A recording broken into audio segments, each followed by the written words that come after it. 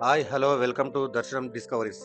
ఈరోజు మనం చుట్టూ నీళ్లు పైన కొండపైన స్వయంభుగా వెలిసిన శ్రీ దత్తాత్రేయ స్వామి ఆలయాన్ని దర్శించుకోవడానికి వచ్చినాము.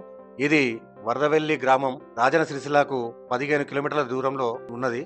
ఇక్కడికి రాగానే మాకు తెలిసిన విషయం ఏంటంటే ప్రతి పౌర్ణమి రోజు నాడు, అలాగే గురు పౌర్ణమి, అలాగే దత్తాత్రేయ స్వామి జయంతి రోజు నాడు ఇక్కడ అన్నదానం చేస్తారని చెప్పి కూడా తెలిసింది. ఎవరైనా అన్నదానం చేయాలనుకుంటే ఒక 6 నెలల ముందుగానే చేయాలనుకున్న వాళ్ళ వివరాలు ఇచ్చి నమోదు చేసుకోవాల్సిందిగా చెప్తున్నారు.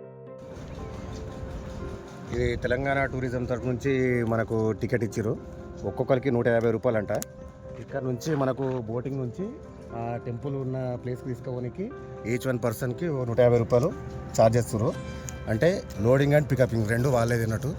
మన టైం అయిపోయిన తర్వాత అక్కడ నుంచి వెయిట్ చేస్తే వాళ్ళు అక్కడ నుంచి మళ్ళీ మనల్ని తీసుకొని వస్తారు. ఈ నుంచి పోయేటప్పుడు ఎక్కించుకొని వస్తారు, వచ్చేటప్పుడు తీసుకొని వస్తారు. అంతసేపటి తిరగడానికి ఏం ఛాన్స్ ఏం లేదు. ప్రస్తుతానికైతే లోపలికి వెళ్దాం రండి. ఇది బోటే.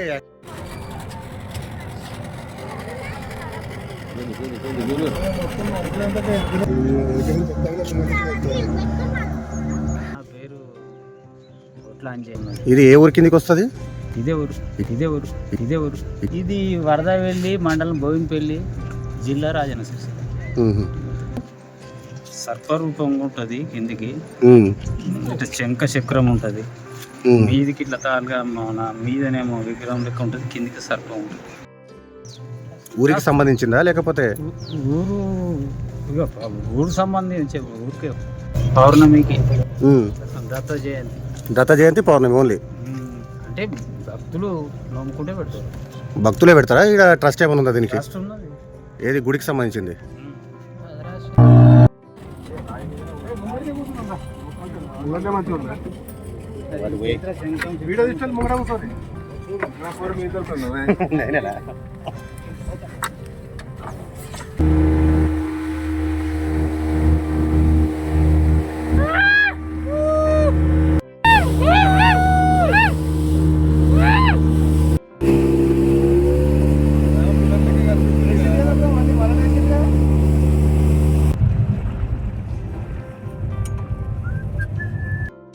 మంది ఇది వాడతారు.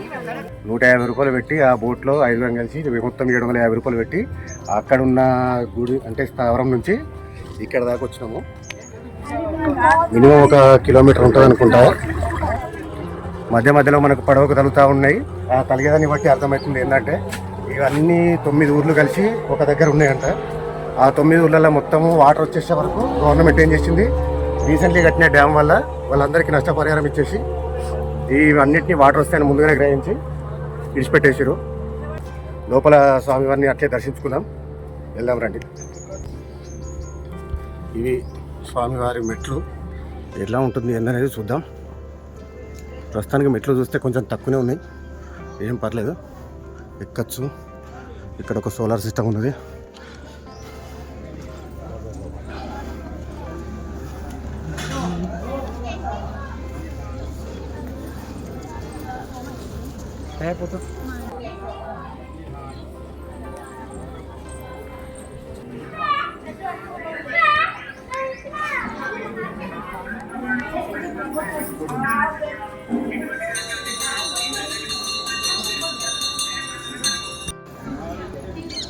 ఇక్కడ స్వామివారిని చూడటానికి రాహు అంటే పాము ఆకారంతో కనిపిస్తూ ఉంటాడు.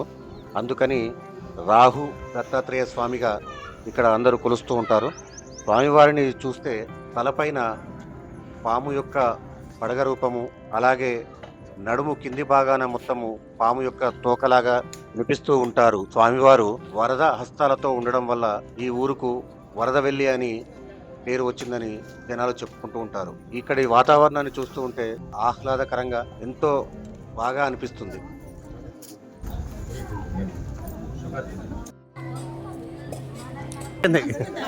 అయినా అయిపోయిందంటే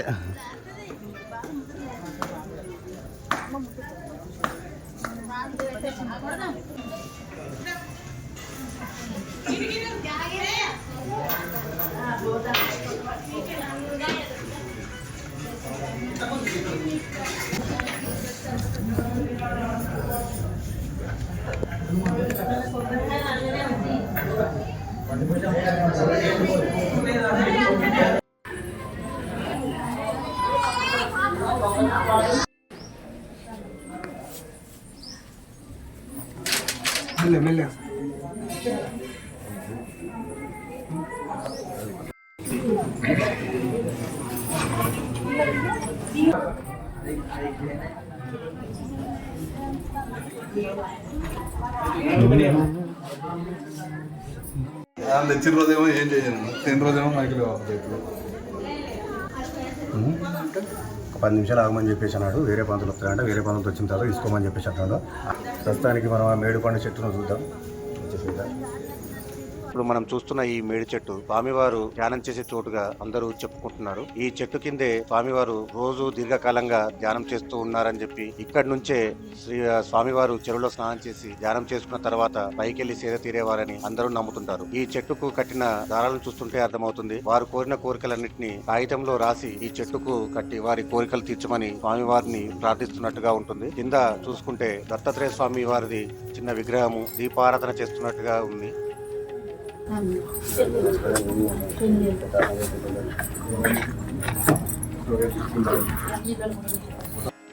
జగత్ప్రభో సర్వబాధ సర్వరోగ ప్రశమనం పురుషాంతిం ప్రేష్ఠమే రావుషేణ దత్తాత్రేయ స్వామిదేవత అనుగ్రహ ప్రసాదేన ఇష్టకామ్యార్థఫల సిద్ధిరస్తు. దత్తాత్రేయ భగవానికి జయ గురుదత్త. ఈ దత్తక్షేత్రము రాహుషేన దత్తాత్రేయ క్షేత్రం అన్నట్టు. అంటే మేము గత 2-3 సంవత్సరాల నుంచి ఇక్కడ వస్తున్నాం. మాకు ప్రచితి కూడా అనిపిస్తున్నాడు, స్వామిది ప్రచితి ఉన్నది అంటే మనకు ఆశీర్వాదం కూడా దొరుకుతుంది అనిపిస్తున్నాడు. ఎందుకంటే మేము ఆల్రెడీ గురు దీక్ష తీసుకున్నాము. గురు చరిత్ర ఇట్లా మా ఇంట్లో పూజ చేసుకుంటామని. ఎన్ని ఏళ్ళ నుంచి వస్తారు మీరు? ఇప్పుడు 3 ఏళ్ళ నుంచి 3-4 ఏళ్ళ నుంచి. ఇక స్వామివారు ఇక్కడ వెలిసిరని చెప్పి మీకు ఎట్లా తెలిసింది? అయితే మాకు అసలు నిజం చెప్పాలంటే సోషల్ మీడియా అనుకోవాలి. సోషల్ మీడియా ఫేస్బుక్లోనే ఒకసారి చూసిన పోస్ట్ పెట్టారు. తర్వాత ట్రై చేసినాక ఆల్రెడీ ఉన్నదని తెలుసు కానీ మాకు తెలియదు దత్తాత్రేయ క్షేత్రం అని తెలియదు అన్నట్టు. ఓకే. ఈ క్షేత్రం వచ్చినాక ఇలాంటి దత్తక్షేత్రాలు ఇక్కడ దత్తక్షేత్రం అంటే మన తెలంగాణ నాకు అనిపిస్తుంది ఇక్కడ ఇది మంచిది. అంటే ఏమంటారు కాశీలో కూడా ఎంత పవిత్రమో ఈడ కూడా అంత పవిత్రమైన క్షేత్రం అంటున్నారు. అయితే మేము దత్తాక్షేత్రం అన్ని తిరిగి వచ్చినాము. గనగపూర్ పోయినాము, ఇక్కడ పిఠాపురం పోయినాము, మా భార్య మొత్తం మీద దత్తాత్రేయ స్వామి వారిని కొలుస్తారు కాబట్టి ఎక్కడ ఉన్నా కానీ కొలువు తీరినా కానీ పోతున్నారు. కానీ ఇక్కడ మన అదృష్టం ఏంటంటే మనకు దత్తాక్షేత్రం దగ్గర దొరుకుతుంది. ఎక్కడ మీది? మాది గంభీరపేట మండలం నాగంపేట. అంటే ఇక్కడికి ఎన్ని కిలోమీటర్లు వస్తుంది? ఇక్కడ నుంచి 40 కిలోమీటర్లు 40. అంటే ప్రతి నెల వస్తుంటారా లేకుంటే పౌర్ణమికి గురువారంకు? ఓకే. ఎందుకంటే పౌర్ణమి గురువారం అని స్వామివారిది రోజు అనేది ప్రత్యేకమైన రోజు. డిసెంబర్ 23 నాడు దత్త జయంతి జరిగింది కదా, ఆ రోజు కూడా అక్కడ ఇక్కడికి అందరూ ప్రతిసారి ఇక్కడికే వస్తున్నారు అన్నట్టు. ఇక్కడికి వస్తుంది మాకు. ఓకే. మీ కులం అంటే మీ ఇంటి దైవం కూడా దత్తాత్రేయ స్వామి అన్నట్టు. అట్లా కాదు, మేము విమర్శిస్తాం కానీ పోతే పోతుంది.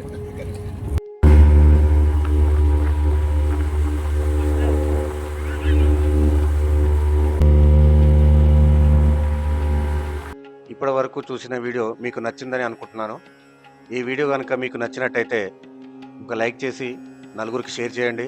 అలాగే నా ఛానల్ని సబ్స్క్రైబ్ చేసుకోండి. ఓం దత్తాత్రేయ నమః. మళ్ళీ తిరిగి ఇంకో వీడియోలో కలుసుకుందాం.